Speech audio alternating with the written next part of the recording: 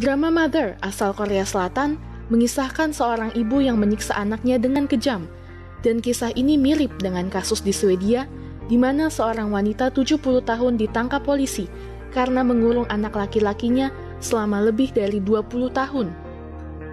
Bahkan ibu ini menyangkal pengurungan dan kekerasan yang mengakibatkan cedera pada tubuh anaknya yang sekarang sudah berusia 41 tahun itu.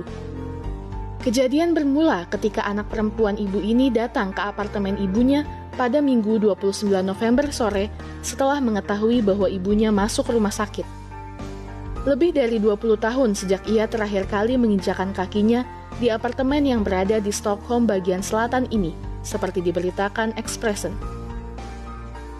Kamar apartemen itu gelap dan berbau busuk, seperti bau urin, juga kotor dan berdebu.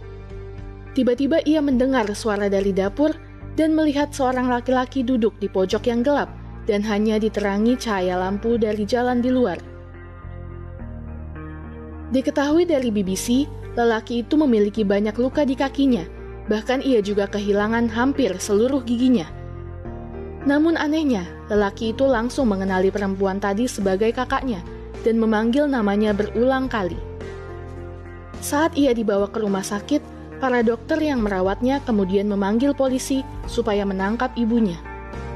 Karena kondisi fisiknya yang cukup parah, lelaki ini pun harus dioperasi, kata jaksa Emma Olsen kepada Reuters seperti dilansir BBC. Menurut juru bicara kepolisian, wanita itu diduga mengurung anak laki-lakinya sejak ia duduk di bangku SMP. Namun, investigasi masih terus dilakukan untuk mendapat informasi terperinci tentang berapa lama lelaki ini dikurung oleh ibunya. Dikutip dari SVT News, peristiwa ini bisa terjadi lantaran ibu itu masih merasa sedih atas kematian seorang anaknya yang saat itu masih kecil.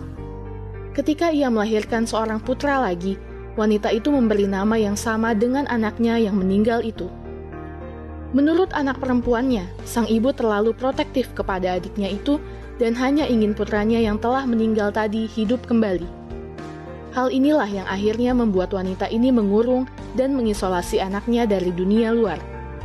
Menyeramkan ya, mengingat kejadian pengurungan ini justru dilakukan oleh ibu kandungnya sendiri.